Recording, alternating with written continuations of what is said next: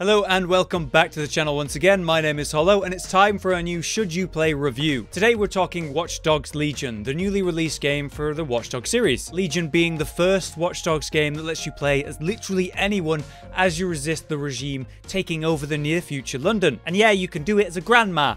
Ideally as a grandma. But before we get started, I want to thank Ubisoft for sponsoring this video. We already had a video out for Legion and obviously planned this review, so this was a perfect fit. Big thank you to Ubisoft for basically letting us do whatever we want, but just mention and explain the story in the video, so let's do it. The Ubisoft store is the place to get any of the biggest Ubisoft games of the year, and of course any merch for any of your favorite titles. You could get yourself Watch Dogs Legion, or pre-order Assassin's Creed Valhalla, or any of the many games available on the store. Obviously this video is about Legion and my first impressions of it, like how this is the first game of the series that lets you create proper builds for your playthrough, gathering various team members for different purposes, like say sneaking into a police station or tasing people with your defibs as any good doctor would. We'll be getting into all that properly in the video though. I just need to tell you guys to make sure to use the link in the description when you pick up any of the games on the store so they know we sent you. Thank you again to Ubisoft for sponsoring the video, and thank you to you guys for supporting us whenever we get these opportunities. Now let's get started with the review.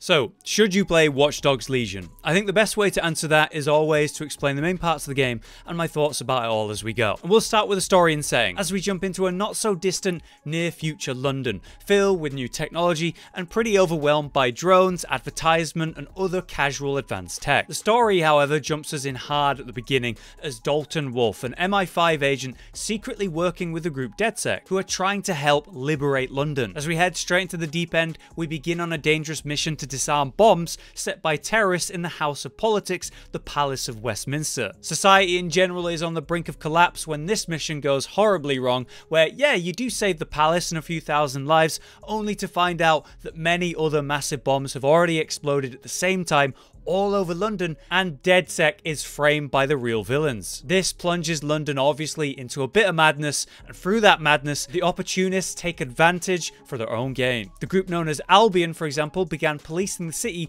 through intense abuse and incredible over-the-top monitoring of the population. Meanwhile, gangs have been building up their strength too, and are much more prominent across the city. We're caught in the middle of all of that, trying to pull back the mask on the real terrorist group known as Zero Day, dismantle the oppressive Albion forces, and in general try to bring stability back to London. It's a cool story, but we'll talk more about London and how that's laid out and feels later. Now, let's talk about the main event for the game. Playing as literally anyone. The recruitment mechanic allows you to recruit anyone and then play as them as much as you want, even upgrade them, give them new abilities, upgrade their passive effects and so on. Depending on who you recruit, you might find yourself with different bonuses like a cool weapon or a personal vehicle that person had. But it gets really interesting when you go beyond the memes of playing as a grandma and recruit someone like say a policeman to use as a disguise. Well, actually this isn't a disguise when you think about it. I convinced a real policeman to work with DedSec by going into his profile, finding out what he needs, and after helping him out, I turned someone who was not sure about DedSec into an active operative. Using him, I can now sneak through any police station as long as I keep my distance from any Albion guards. That makes a lot of difficult, unpassable areas much more viable now. More than disguises though, we can also get great uses out of those passive effects. For example, if you get yourself a lawyer, you're gonna get faster release time for arrested operatives. Or investors and those types, they can grant bonus money when you recruit them or raise your currency gains overall. There's a lot of subtle benefits and uses for tons of the people you recruit, even if you don't directly use them. Obviously, there's main archetypes that come into play. There's the drone expert that I have, who has this insane combat drone that can tase enemies from the air for instant knockouts. The drone's hyper mobile, giving me the easy ability to tag every enemy from the sky so I know where they are, and then systematically clear them out. Or more obviously, we could go balls to the wall and get a hitman for crazy direct combat and a bunch of cool takedown animations. Maybe we'll go for someone more stealthy like a spy for the quiet movement. There's a lot of choices, and so you can build a very varied team and then swap around them where it's relevant or whenever you want to mix up your playstyle. The system is incredible and way way more in depth than I expected. I thought it would be a bit of a silly gimmick where, yeah, I'm playing as a grandma and I'm messing around and messing people up. But this is way more in depth and way better. So now the overall gameplay. A main feature of the game is obviously hacking. There's tons of subtle and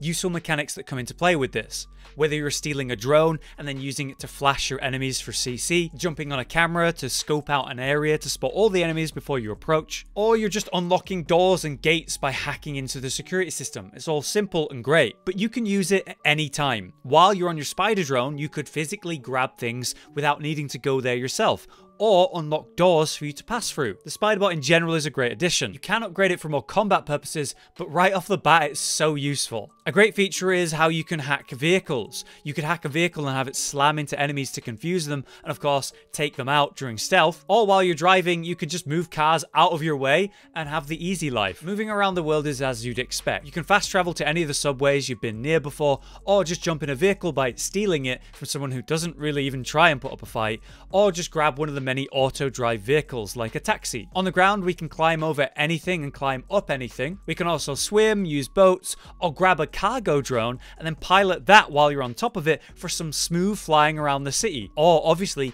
getting on top of rooftops really easily too. Hacking is great in this game and it comes into play while you're doing basically anything. The combat, however, I would say is a bit shallower and more straightforward. You make use of guns and melee fighting. The guns can be upgraded and suppressed for stealth, or you can pull out shotguns, submachine guns, assault rifles, or whatever, and just get into the action. It's point and shoot, using the cover system to avoid damage, or say hitman abilities like the combat roll to avoid damage briefly. Meanwhile, the melee fighting is a three-sided system. You attack with basic attacks for basic combos, you can guard break to get through someone blocking, or dodge at the right moment to get a slow-mo effect for some big return hits. A cool feature to do with this though is when you get spotted in a bad place, say during stealth, you can choose not to pull out your gun and just fistfight. They won't take you as life-threateningly serious and therefore won't pull out their gun in many cases. And if you can defeat the enemies fast enough, you won't be detected, which is great. For the main missions during the game, you'll be taken across London to different dangerous places, working your way through enemy territory however you can.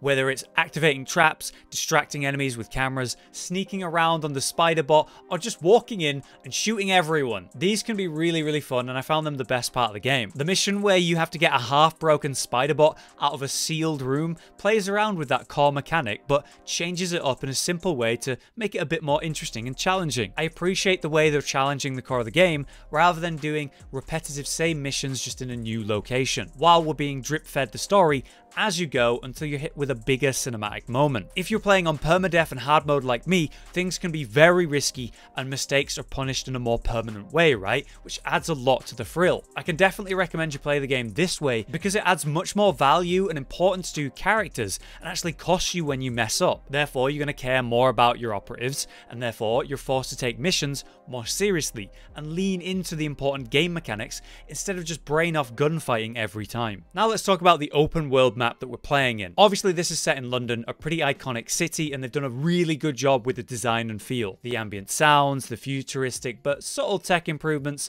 the many landmarks you'll recognize like the London Eye, Buckingham Palace, or the Palace of Westminster. But if we want to talk actual game mechanics, we're moving around 8 main areas separated by the river. Each region, as we mentioned, fits a different vibe and type of people to potentially recruit. The nice part of this open world is that, yeah, you can go anywhere from the very beginning. The areas are actually known as boroughs though, and as you start the game, you'll find some major buildings and bases. If you liberate all the main threats, you'll unlock a special mission at the end to trigger a borough uprising. These impact the world and weaken the Albion presence, and if you manage that, the borough becomes defiant, and suddenly the population of that area is more inspired to resist, which gives you way more recruit options compared to before. People are more inclined to go with DedSec. Plus, at the end of these special borough missions, you're rewarded with a special higher end recruit like the drone expert I got in this case. For open world stuff though, you'll find hidden loot, collectibles, random events, and side quests to do.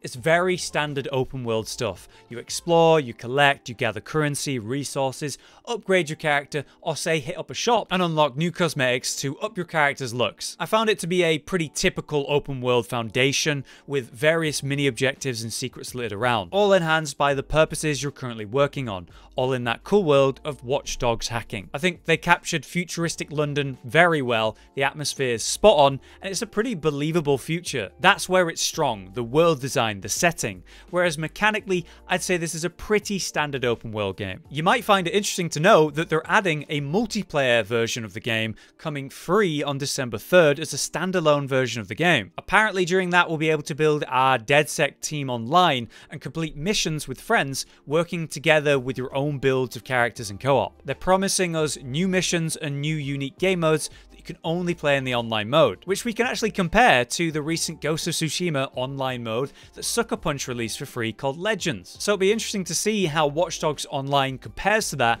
as they're both free updates adding new mechanics and features for co-op play. The Ghost of Tsushima update was very well received, so I'm happy to hear that Watch Dogs is doing the same. I think it's really cool that we're seeing more major updates for games that add unique multiplayer stuff for free. Hopefully we see more of that. So, in conclusion, should you play Watch Dogs Legion? Where it's special is the hacking, which has been refined to be so smooth in this game. The setting is exciting and interesting. The fact that you can play as literally anyone in the game, and they actually all serve their own unique purposes. The builds, the upgrades, the clever mechanics and interactions between the different abilities. It feels like they've got a lot more creative in a way you could almost compare to the style of Metal Gear Solid 5, in which you can just run through everything and fight every enemy directly if you want, but there's tons of fun doing specific builds or playstyles, doing weird combinations of abilities or hacking, and the game feels very slick and very smooth the more you lean into these mechanics. Plus, you can entirely change that playstyle by swapping to a different archetype, and you can do that at any time as long as you've recruited the person. I think if you're a fan of the Watch Dogs series, you are going to find a great game with better gameplay, world, better story than anything they've ever done before. This game is clearly for you. But if this is your first Watch Dogs game, the series I don't think has ever been better, and this is a great step forward for the story and the gameplay while keeping the Watch Dogs feel. I will say that it's weaker as an open world game. It's very standard in how it works. Simple side missions, collectibles, mechanics you find in any open world game before this one, but it's the hacking, the recruitment teams, the tech where it shines most. And if that interests you, then definitely go for this game. So there you have it. I was originally concerned that maybe the foundation of the game would still be a bit clunky and the whole play as anyone would be a bit more of a shallow gimmick. So I was relieved to find out that it's way more in depth than something as simple as that. Where this game is weak, it's fine, it gets by, and where it's strong, it's so fucking good. But for now, that's the video. Thank you for watching. I've been Hollow, you've been you, and I'll see you next time.